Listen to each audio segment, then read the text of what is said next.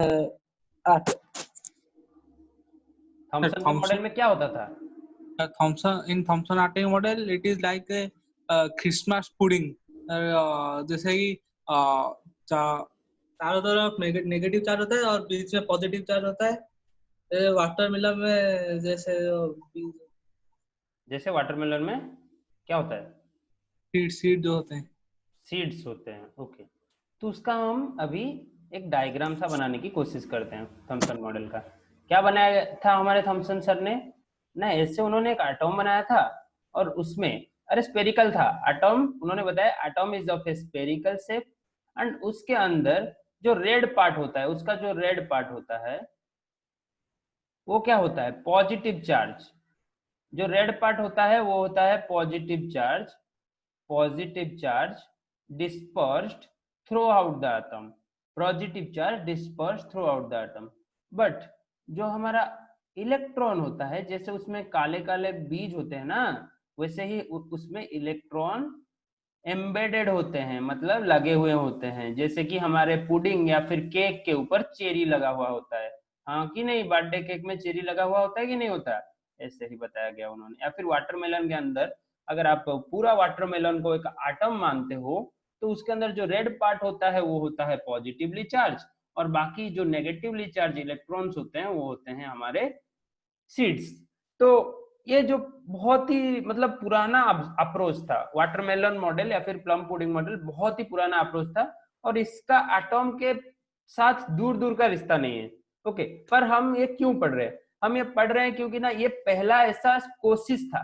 देखो, कोशिश करने वाले की हार नहीं होती। ये पहला ऐसा कोशिश था जिसमें कि थॉमसन सर ने हमें बताया था कि एटॉम का शेप कैसा होता है। तो आप इसका हेडिंग दीजिए, जे थॉमसन एटॉमिक मॉडल। इसके बारे में हमें सिर्फ 3 पॉइंट के बीच में लिखना है, ज्यादा पॉइंट नहीं लिखेंगे इसके बारे में। ओके, पहले आपने दिया प्रिलिमिनरी एटॉमिक मॉडल, उसके अंडर आप हेडिंग दीजिए जे थॉमसन या फिर थॉमसन एटॉमिक मॉडल। तो थॉमसन और किसके लिए फेमस है? डिस्कवरी ऑफ इलेक्ट्रॉन के लिए। ये पॉइंट दिमाग में रहना चाहिए। डिस्कवरी ऑफ इलेक्ट्रॉन 1886 शायद। ओके, डिस्कवरी ऑफ इलेक्ट्रॉन 1886 के लिए थॉमसन फेमस है, पर उन्होंने 1898 में अपना एटॉमिक मॉडल दिया। तो पहले आप हेडिंग दीजिए थॉमसन एटॉमिक मॉडल और उसके अंदर पहला पॉइंट लिखना शुरू कीजिए। कुछ ज्यादा नहीं लिखना है इसमें, एग्जाम में भी कुछ ज्यादा नहीं पूछता, आपको सिर्फ ये प्लम पुडिंग मॉडल डिस्क्राइब करना होगा अगर पूछा गया तो। ओके,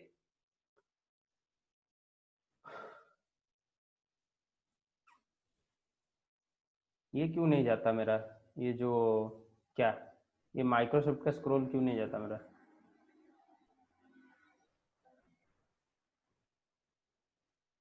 इसको कैसे हटाऊं बेटा, ये वाला जो व्हाइट बार को?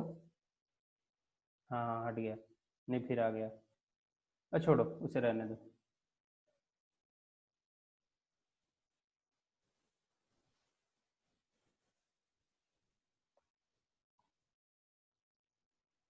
तो देखो, तो आपको पहला पॉइंट लिखना है कि J Thomson in 1898 proposed that atom consist of uniform sphere। Radius उसका कितना था? Approximately 10⁻⁻10 metre. 10⁻⁻10 को हम क्या बोलते हैं बेटा? फिजिक्स में आपने पढ़ा होगा। 10⁻⁻10 उसको क्या बोलते हैं? 1 आर्मस्ट्रॉन्ग। आर्मस्ट्रॉन्ग, बहुत बढ़िया। बाकी सब कुछ पढ़ते नहीं हो क्या?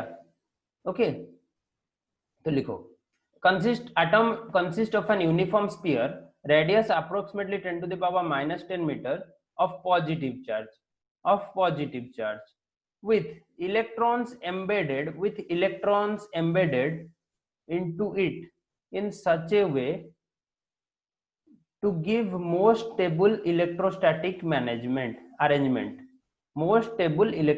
arrangement। ऐसा एक स्टेबल अरेंजमेंट हमें चाहिए जैसे कि पॉजिटिव, देखो एक एटॉम में जितना पॉजिटिव चार्ज है उतना नेगेटिव चार्ज होना चाहिए। वो तो थॉमसन सर को भी पता था और हमें भी पता है कि अगर जितना अमाउंट ऑफ पॉजिटिव होगा उतना अमाउंट ऑफ नेगेटिव होगा तो हमारा जो एटम है या फिर स्फीयर है स्टेबल रहेगा। तो उनको इलेक्ट्रोस्टैटिकली स्टेबल करना था, मतलब जितना पॉजिटिव चार्ज उतना नेगेटिव चार्ज इक्वेट करना था। और उसको कैसे अरेंज करे, उन्होंने दिमाग लगाया कैसे अरेंज करे ना। ऐसे कर लेते हैं, जो नेगेटिव चार्ज होगा वो होगा सीड्स और जो पॉजिटिव चार्ज होगा वो हमारा वाटरमेलन का रेड पार्ट होगा। ओके, इसमें आप लाल नहीं करने का, आपको लाल नहीं करना है, एक अच्छा सा स्फीयर बनाना है हाथ से या फिर जो भी है वो क्या बोलते हैं उसको, राउंडर से, और उसके अंदर आपको इलेक्ट्रॉन एम्बेडेड कर देना है। Okay,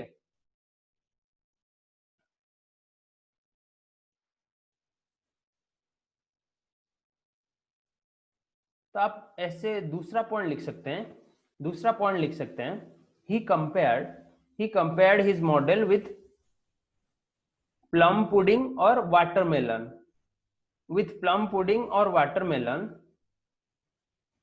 where cherry or seeds are considered as electron, where cherry or seeds were considered as electron, and the whole pudding or watermelon is considered as positive sphere, where whole pudding or watermelon is considered as positive sphere। बराबर सबको समझ आ गया?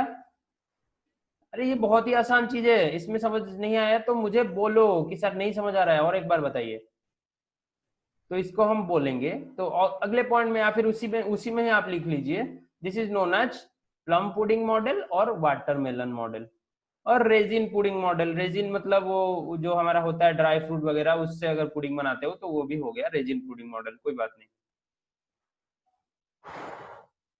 Sir sir यहाँ पर जो लिखा है embedded in such a way to give more stable electrostatic arrangement, sir इसका मतलब? उसका मतलब देखो, embedded in such a way to give more stable electrostatic arrangement, तो आपको भी पता है और मुझे भी पता है एक एटम या फिर एक स्फीयर कब स्टेबल होगा, उसमें जितने नंबर ऑफ पॉजिटिव चार्ज रहेंगे या फिर जितने नंबर ऑफ प्रोटॉन रहेंगे, अगर equal numbers of negative charge रहे तो वो होगा मोस्ट स्टेबल। हाँ कि नहीं? ये बात हाँ कि नहीं मुझे बताओ। यस सर, मोस्ट स्टेबल होगा। तो ये तो थॉमसन सर को भी पता था, तो उनको ऐसे अरेंज करना था अपने इलेक्ट्रॉन्स और प्रोटॉन्स को, जैसे कि सब प्रोटॉन और इलेक्ट्रॉन खुद के चार्ज को न्यूट्रलाइज कर पाए, मतलब एक पॉजिटिव और एक नेगेटिव मिलके न्यूट्रल बन पाए। ओके, तो वैसा एक अरेंजमेंट उन्होंने सोचा कि अगर मैं टोटल स्फीयर के हर पार्ट को पॉजिटिव बता दूं, ओके, जितने पॉजिटिव चार्ज हैं, और उसके ऊपर उतने ही इलेक्ट्रॉन मैं एम्बेडेड कर दूं, उसके ऊपर उतने ही इलेक्ट्रॉन में एम्बेडेड कर दूं, तो ये अरेंजमेंट मेरा इलेक्ट्रोस्टैटिकली स्टेबल हो जाएगा। हाँ कि नहीं बेटा? खुद ही बताओ आप। अगर मैं जितने पॉजिटिव चार्ज है पूरे स्पीयर में बांट दूं, ओके, ये मेरा स्पीयर है, मेरे पास जितना भी पॉजिटिव चार्ज है, अगर 10 पॉजिटिव चार्ज है तो मैं पूरा स्पीयर में बांट देता हूं। हाँ कि नहीं? फिर मेरे पास वही 10 इलेक्ट्रॉन होने चाहिए। हाँ, 10 इलेक्ट्रॉन होने चाहिए, तो मुझे उसको ऐसे एम्बेडेड कर देना है जैसे कि मेरा स्पीयर पूरा इलेक्ट्रोस्टैटिकली स्टेबल हो, जैसे कि मेरा स्पीयर पूरा इलेक्ट्रोस्टैटिकली स्टेबल हो गया। इलेक्ट्रोस्टैटिकली स्टेबल का मतलब अगर आप करंट पास करते हो तो ये करंट कंडक्ट ना करे, समझ रहे हो? ये करंट कंडक्ट ना करे या फिर आयन नहीं बन जाए। जो आयन होते हैं, पॉजिटिव हो या फिर नेगेटिव आयन हो, उसमें क्या होते हैं, इलेक्ट्रॉन की कमी होती है या फिर इलेक्ट्रॉन ज्यादा होते हैं। यहाँ पर है एक्स्ट्रा इलेक्ट्रॉन और यहाँ पर लेस इलेक्ट्रॉन। ओके, तो ये आयन नहीं बनना चाहिए, मेरा एटम का एटम रहना चाहिए। तो ये है थॉमसन का एटॉमिक मॉडल। या आप नीचे अपने कॉपी में ये डायग्राम बड़ा अच्छे से स्फीयर बनाइए। ओके सर, मतलब उन्होंने डिस्टेंसिंग और प्लेसमेंट ऐसे किया था जैसे चार्ज ज्यादा हो या कम ना हो, बस स्टेबल रहे। स्टेबल रहे, वही है हमारा कॉन्सेप्ट। और आगे जो भी रदरफोर्ड सर हो या फिर उनके बाद जो भी साइंटिस्ट आए, वो एटम को स्टेबल बनाने की कोशिश करते जाएंगे। ओके, और इसके ऊपर और डेवलपमेंट लाते जाएंगे। समझ रहे हो? हमारा पहला गोल क्या है? एटम को स्टेबल बनाना है। अगर एटम स्टेबल नहीं होता तो आप अब जिस चेयर पे या फिर बेड में बैठे हो, वो क्या रहता हमारे लिए? आप जो घर बना के रह रहे हो, वो क्या हमारे लिए रहता? अगर एटम ही स्टेबल नहीं होता तो हम उसके से मॉलिक्यूल, उससे बड़े बड़े कंपाउंड, उससे उससे डिफरेंट आइटम्स कैसे बनाते हैं? समझ रहे हो? पहला चीज है हमको एटम को स्टेबल दिखाना है, और एटम स्टेबल है भी। अगर स्टेबल नहीं होता तो ये सब कैसे पॉसिबल होता? आपको तो पता है ना, सबसे मतलब स्मॉलेस्ट या फिर रिपीटिंग यूनिट क्या है हमारे चारों तरफ? जो भी चीज है उसमें एटम ही है, एटम के अंदर जाके सब एटॉमिक पार्टिकल्स है। हाँ कि नहीं? तो उसको पहले हमें स्टेबल दिखाना होगा। अगर स्टेबल नहीं होता तो हमारे पास ये सब कुछ नहीं होता। आप अभी लैपटॉप खोल के नहीं पढ़ पा रहे होते मेरे साथ। ओके, तो हमें उसको प्रूव करना है कि कैसे एटॉम स्टेबल है, और धीरे धीरे डिफरेंट साइंटिस्ट ने उनका अप्रोच बताया कि कैसे हम एटॉम को स्टेबल दिखा सकते हैं। तो ये था उनका थ्योरी। पर हर थ्योरी का एक लिमिटेशन होता है, जैसे हर सलमान खान के लिए, सॉरी, हर विवेक ओबरे के लिए सलमान खान होता है, हाँ कि नहीं? यहाँ पर भी हर थ्योरी का लिमिटेशन होता है।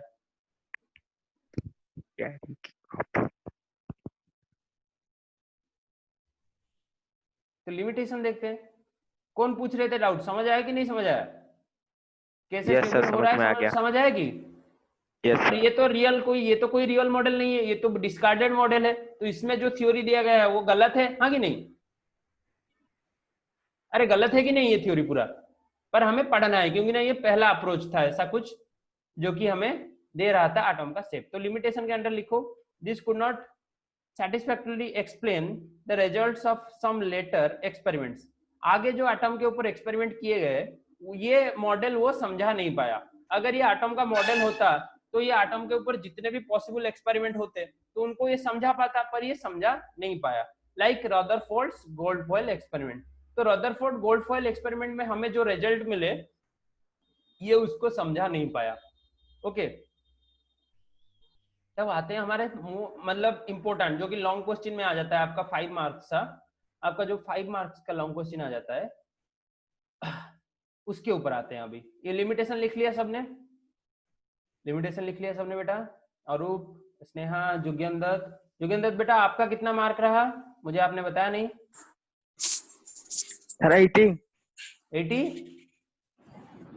80%। साइंस में 67। साइंस में इतना कम? क्या लिखे नहीं थे क्या? साइंस में किसका पता नहीं 80 सर प्लस कैसे आया है? हो। साइंस में किसका 80 प्लस आया है? सर मेरा नाम बताओ, नाम। निशित, हाँ निशित का आया। और अरूप का आया। और किसका नहीं आया? 80 प्लस भी नहीं है साइंस में। साइंस तो अच्छी मार्किंग हुई है इस बार। अरे इंग्लिश में मार्क नहीं आ सकता, मैं समझ रहा हूँ, मैथ में गलती हो सकती है, पर साइंस में तो मार्क लाना चाहिए आप लोगों को। तो कोई बात नहीं, अब 11th में लाएंगे हम। 11th में अच्छा लाएंगे, केमिस्ट्री में लाएंगे, फिजिक्स में लाएंगे, बायो में लाएंगे। ये तीनों क्लास तो आपका रेगुलर हो रहा है, तो ये तीनों में हम अच्छा मार्क लाएंगे। पूरा 70 से अपना 60 प्लस लाएंगे सब, टेंशन मत लो। थोड़ा आपको अच्छे से पूरा एनसीईआरटी को पढ़ना होगा, और जितने भी प्रॉब्लम आपको करवा रहे हैं हम नोट्स में, उसको और एक बार रिवाइज करना होगा घर में। तो इतना कर लोगे तो आपका मतलब 60 प्लस तो आराम से आ जाएगा। समझ रहे हो? आप 2022 में एग्जाम देने वाले हो, तो आज से रिजल्ट जो भी आया, जिसका कम आया ज्यादा आया, उसके बारे में मत सोचो, और आगे कैसे हम अच्छा करेंगे अपने 11 12 को, वो आप दिमाग में रखते जाओ। सर कौन सा रेफरेंस बेटर होगा, क्या बेस्ट होगा? बोले? कौन सा रेफरेंस बेस्ट होगा केमिस्ट्री रेफरेंस के बुक लिए? के लिए? Yes reference sir. बुक के लिए अभी आप 11th 12th के लिए लोगे या फिर एंट्रेंस के लिए लोगे, ये आपके ऊपर डिपेंड करता है। 11th 12th के लिए केमिस्ट्री में कोई रेफरेंस नहीं चाहिए। अगर आप सिर्फ बोर्ड देना चाहते हो, सीबीएसई का बोर्ड एग्जाम देना चाहते हो, तो उसमें कोई रेफरेंस नहीं चाहिए। सिर्फ एनसीईआरटी बुक आपके लिए भगवान है, समझ रहे हो? एनसीईआरटी बुक ही आपके लिए गॉड है। अगर आप एंट्रेंस क्वालिफाई करना चाहते हो, कोई भी सर एंट्रेंस हो, नीट हो। आवाज कट रही है सर। हाँ, अनस्टेबल था कनेक्शन अनस्टेबल था। अगर आपको नीट या फिर जेई देना है, तो उसके लिए आपको रेफरेंस बुक की जरूरत पड़ेगी। समझ रहे हो या नहीं समझ रहे हो? तो मैं आपके लिए रेफरेंस बुक बता देता हूँ। नीट के लिए एक अच्छा सा रेफरेंस बुक है। एनसीईआरटी बुक को तो पढ़ना ही पढ़ना है, इसको नहीं छोड़ना है। अगर आप 12th के लिए कुछ ज्यादा जानना चाहते हो, उसके लिए हमारा प्रदीप है, पर वो प्रदीप को मैं रिकमेंड नहीं करूंगा, क्योंकि वो दिमाग में कचरा भर देता है। ओके, दिमाग में कचरा भर देता है। प्रदीप हो, दिनेश हो, ये सब दिमाग में पूरा कचरा भर देता है आपके लिए।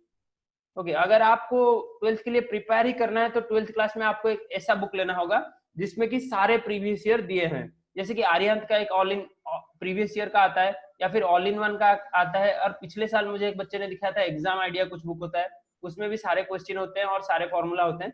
तो वो मतलब सफिशियंट होगा 11 12 के लिए। अगर आप नीट या फिर जेई के लिए प्रिपेयर कर रहे हैं, तो इसके लिए आपका एक जीआरबी का एक अच्छा सा बुक है नीट के लिए। ये नीट का वर्जन आता है और जेई का वर्जन आता है जीआरबी का। ओके, पी बहादुर नाम का एक ऑथर है, पी बहादुर, ओके। उनका जीआरबी का एक अच्छा सा बुक आता है, मोटा, बहुत ही मोटा आता है, 1500 से ज्यादा पेज होते हैं उसमें। तो वो बुक आता है नीट के लिए अलग और जेई के लिए अलग। यहाँ पर आईआईटी जेई लिखा होगा और यहाँ पर नीट और प्री मेडिकल एग्जाम लिखे होंगे। या फिर उसके अलग आप एक आर्यंत का बुक भी प्रिफर कर सकते हैं। आर्यंत का एक अच्छा सा बुक है, उनका ऑथर का नाम आरके सिंह शायद है, मुझे अच्छे से नहीं, आरके सिंह ही है, आरके सिंह, रिंकू कुमार सिंह या फिर ऐसा कुछ। तो ये नीट के लिए बहुत ही अच्छा बुक है। और आईआईटी जेई के लिए आपके लिए केमिस्ट्री में और बहुत अच्छे अच्छे बुक है, जैसे कि जीआरबी के साथ एक और अच्छा बुक आता है सेनगेज पब्लिकेशन का, ओके। तो जो आईआईटी जेई के लिए सोच रहे हैं इंजीनियर ही बनना है, मुझे बायोलॉजी नहीं लेना है, तो वो ये दोनों बुक को प्रिफर कर सकते हैं, जीआरबी का जेई एडवांस वाला वर्जन या फिर सेनगेज का एक अच्छा सा बुक आता है। और जो नीट के लिए सोच रहे हैं मुझे बायोलॉजी लेके अपना कैरियर बनाना है, तो वो प्रिफर कर सकते हैं आर्यंत ले सकते हैं, या फिर जीआरबी का पी बहादुर का नीट वाला वर्जन ले सकते हैं, ओके। और ये दोनों वर्जन पूरा अलग अलग होता है, नीट और जेई का वर्जन पूरा अलग अलग होता है। इसमें बहुत क्वेश्चन का लेवल बहुत ही इजी होता है नीट वाले बुक में, और इसमें थोड़ा हार्ड होता है और लेंदी क्वेश्चन होता है। समझ रहे हो या नहीं समझ रहे हो? कौन पूछ रहा था, बैठ गया क्या? सुनो, बात सुनो, कौन सा बुक यस प्रिफर सर, करना यस है। सर। अगर सिर्फ आपको 11th के लिए मैं बताऊं, अभी के लिए बताऊं, अगर आपको इन दोनों एंट्रेंस में से किसी में भी नहीं जाना है, ना इसमें जाना है ना इसमें जाना है, तो आप सिर्फ एनसीईआरटी बुक के ऊपर मास्टर बन जाइए। आप सिर्फ अपने एनसीईआरटी बुक के ऊपर मास्टर बन जाइए। अगर आपको इन दोनों में से किसी में भी जाना है, तो इसका ये पहला प्रेफरेंस है जीआरबी वाला पी बहादुर का। अगर ये आपको नहीं मिल रहा है या फिर आपको लग रहा है कि मैं इतना बड़ा बुक नहीं खत्म कर पाऊंगा, तो आर्यंत वाला बुक भी बहुत बड़ा है। जितने भी एंट्रेंस के रेफरेंस बुक है सब बुक बड़े बड़े होते हैं। तो आपको जीआरबी में बोलूंगा मेरा पहला प्रेफरेंस है, मैंने भी खुद इस बुक से पढ़ाई किया था, तो इसको मैं प्रेफर करूंगा। और उसके नीचे आर्यंत भी बहुत ही बढ़िया बुक है। और 12th के लिए केपी का बुक आता है, कल्याणी पब्लिशर, सुनते हो? वो 12th क्लास में हमें चाहिए। केपी का एक सीबीएसई का स्पेशल बुक आया है, वो भी ब्रांड न्यू है 2 साल से। उसका नाम है केएल चुग और केडी शर्मा, ऑथर का नाम है केएल चुग, CHUG, और केडी शर्मा। ओके, ये वाला बुक बहुत ही बढ़िया है। पुराना वाला नहीं लेना केपी का एक नया वाला बुक आया है केएल चुग और केडी शर्मा। ये बहुत ही बढ़िया बुक है, इससे 2 पार्ट में आता है, एक पार्ट में क्वेश्चन आंसर। 12th के लिए बता रहा हूँ, 11th के लिए इसका अभी तक नहीं लॉन्च हुआ है, अगर लॉन्च हुआ तो मुझे मिल जाएगा और मैं आपको बता दूंगा। ओके, अभी 11th 12th के लिए लॉन्च हुआ है। इसमें केडी शर्मा और केएल चुग का ये बुक है केपी का, बहुत ही बढ़िया है। इसमें क्वेश्चन अलग दिए गए हैं और एग्जाम के लिए प्रैक्टिस किए गए हैं। एनसीईआरटी के सारे चैप्टर के सारे क्वेश्चन एग्जाम्पल के सॉल्यूशन दिए गए हैं, तो ये इस बुक का एक प्लस पॉइंट है। और अगर आप कॉपी करने जाओगे तो ये बुक आपके लिए भगवान है, आप उससे सारे एक्सरसाइज कॉपी कर सकते हो। मतलब नहीं करना है ये सब, ये बुक आपको रेफरेंस के लिए दिया जाता है, कॉपी करने के लिए नहीं दिया जाता है। और इतने ही हमारे पास बुक हैं जो कि हमें काम में आएंगे। और बाकी बहुत सारे बुक है, ये बुक खरीद लो वो बुक खरीद लो, वो सब सही नहीं होता। और एक एनसीईआरटी फिंगर टिप्स एक बुक आता है, एनसीईआरटी फिंगर टिप्स, मतलब एनसीईआरटी में जो लिखा गया है उसको वो सिर्फ शॉर्ट बना के उसके ऊपर से क्वेश्चन बनाता है। तो ये बुक भी आप प्रिफर कर सकते हैं, ये बुक भी आप प्रिफर कर सकते हैं अगर एनसीईआरटी के ऊपर मास्टर बनना है। ओके, इतना ही, उससे ज्यादा बुक बता के आपको मैं मतलब दिमाग खराब नहीं करवाऊंगा। एक ही बुक लेना है, देखो जो भी बुक लेना है रेफरेंस बुक एक ही लेना है। अच्छे से डिसाइड करो कि मैं ये करना चाहता हूँ, मुझे ये बुक चाहिए, एक ही बुक लेना है, उसको बार बार पढ़ना है, ना कि 10 बुक खरीद के कोई को एक बार नहीं पढ़ना है, ऐसा नहीं होता है। एक बुक लेना है, उसको बार बार पढ़ना है। 10 बुक खरीद के उसको कुछ एक बार भी नहीं पढ़ पाओगे तो उसका कोई फायदा नहीं होगा, समझ रहे हो? एक ही बुक लेना है, उसको बार बार पढ़ना है। तो आपके लिए मैं बताऊंगा जीआरबी का बेस्ट ऑप्शन रहेगा अगर कोई एंट्रेंस के लिए अच्छे से प्रिपेयर कर रहे हैं। तो नीट के लिए कौन कौन प्रिपेयर करना चाहते हैं अभी से बताओ, बताओ बताओ। स्कोर तो सबका अच्छा है, निश्चित। हाँ, और कोई नहीं? और जेई का बच्चा, जेई का बच्चा कौन है? अरे बता दो, अपना नाम ही बता दो। अरूप जेई या नीट? नीट। नीट में। और जुगेंद्र आप किस में हाथ उठा रहे हो? जेई। जेई में, ओके। और बाकी सब क्या करोगे घर में? दूसरे लाइन में जाना है, यूपीएससी किसका? यूपीएससी वगैरह में किसका इंटरेस्ट है? सिविल सर्विस, यूपीएससी, ओपीएससी, इस सब में किसी का भी इंटरेस्ट नहीं है? अरे देश को संभालेगा कौन? सब डॉक्टर बन के कोरोना वायरस में मर जाओगे। देश को संभालेगा कौन? यूपीएससी ओपीएससी में भी कोई जाओ, ओके आज का थोड़ा क्लास मतलब कैरियर काउंसलिंग में टर्न होता जा रहा है, तो अभी हम पढ़ाई शुरू करते हैं फिर से। कैरियर काउंसलिंग तो बाद में कर सकते हैं। चलो हेडिंग दो रदरफोर्ड्स एक्सपेरिमेंट।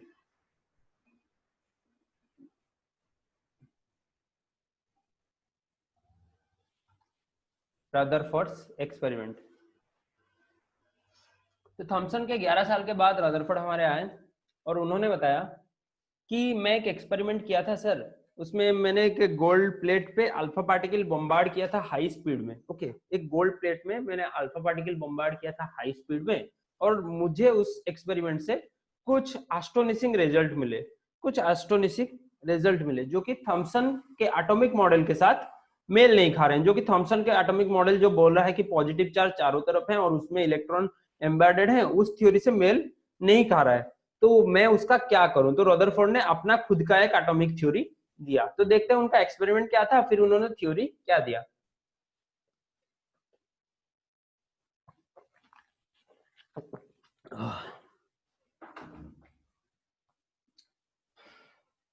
देखो Rutherford in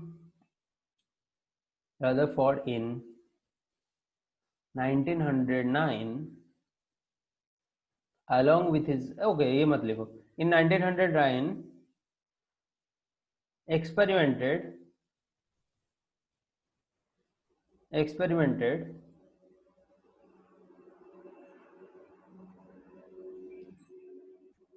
by bombarding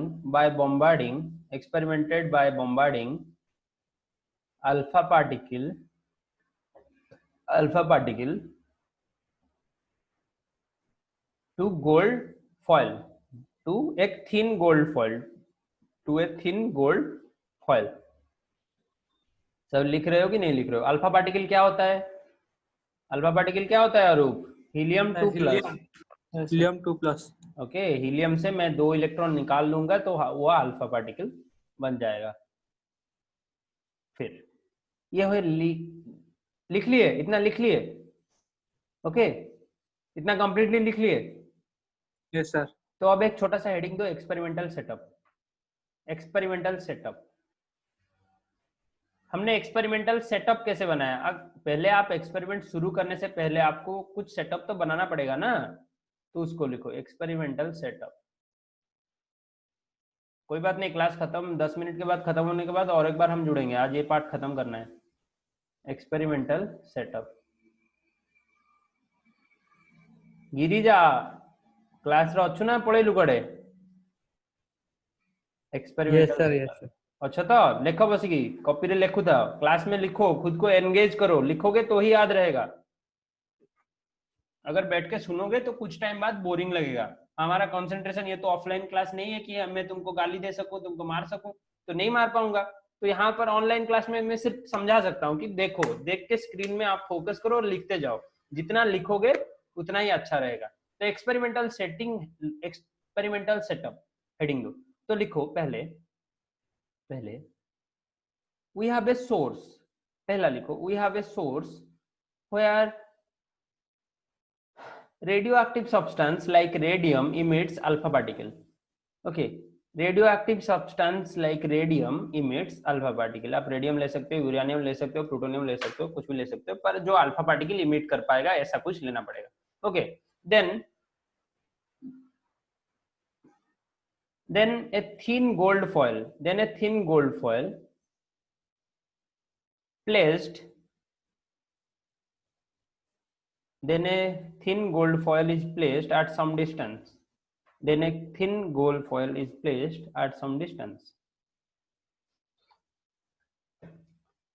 in between those, लिखते जाओ, लैंग्वेज में लिखते जाओ, in between those a lead plate, lead मतलब PB, a lead plate is placed, और नीचे लिखो surrounding the gold foil, नीचे लिखो surrounding the gold foil we have placed photographic plate, of phosphorescent material, या फिर phosphorescent material, बताओ fluorescent क्या होता है, फ्लोरोसेंट क्या होता है, मैंने समझाया था टीवी का एग्जांपल देके। सर सर अ, बताओ। अरे ऐसा चीज है जिस पर पार्टिकल पड़ने से वो ग्लो होता है।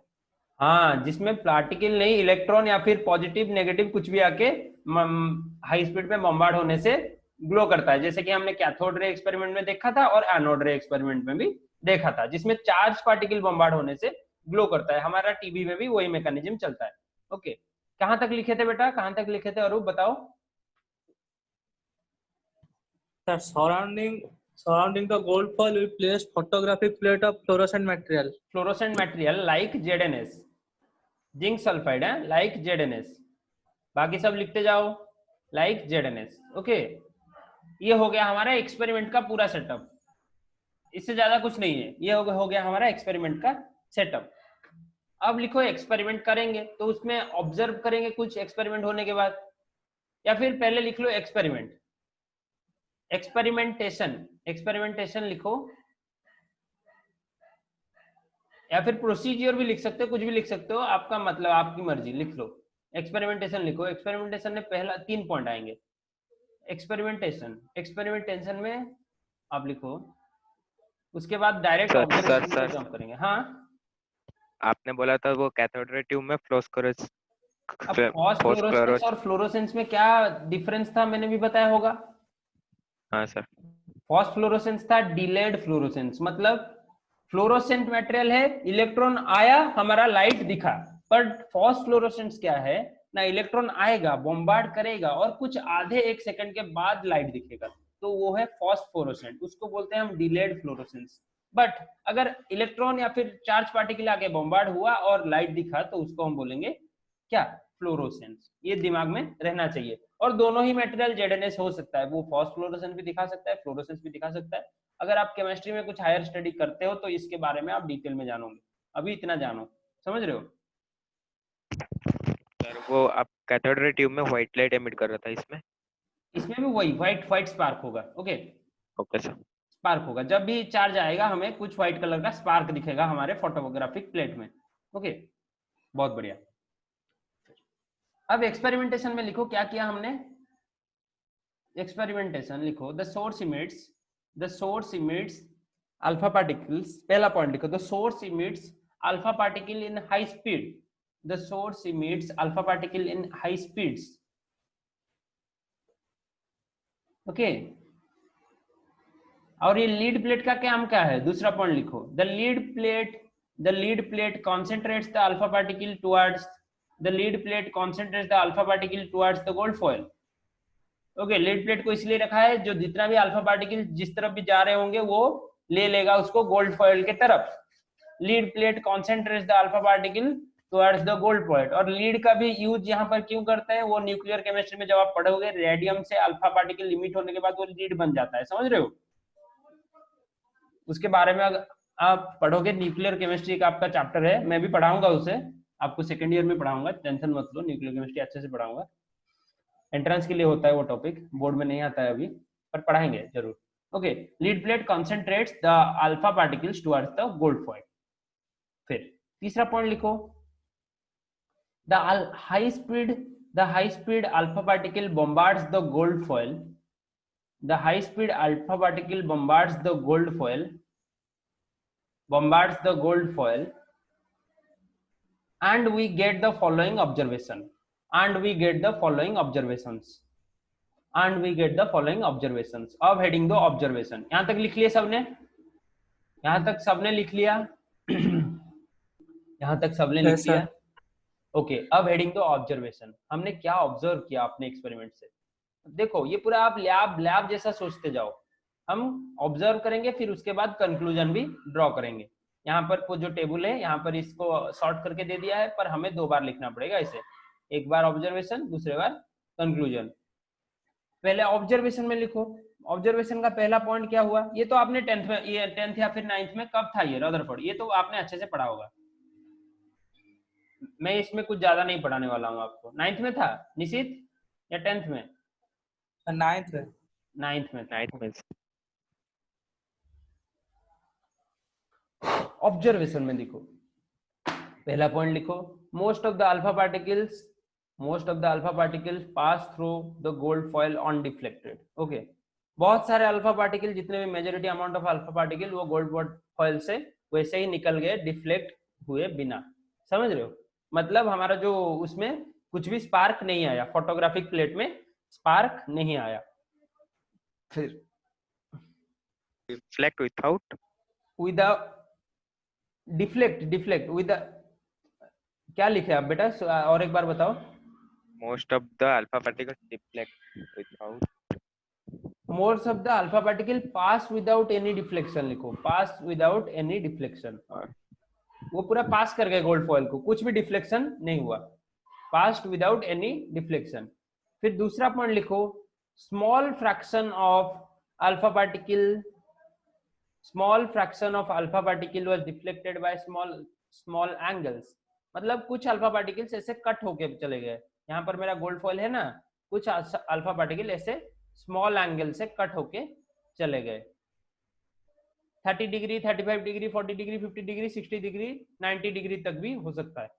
ओके, और तीसरा पॉइंट, ये भी इंपॉर्टेंट है, very very very very few alpha particles, very very few alpha particles bounced back और traced, very very few alpha particles bounced back और ट्रेस्ड the same path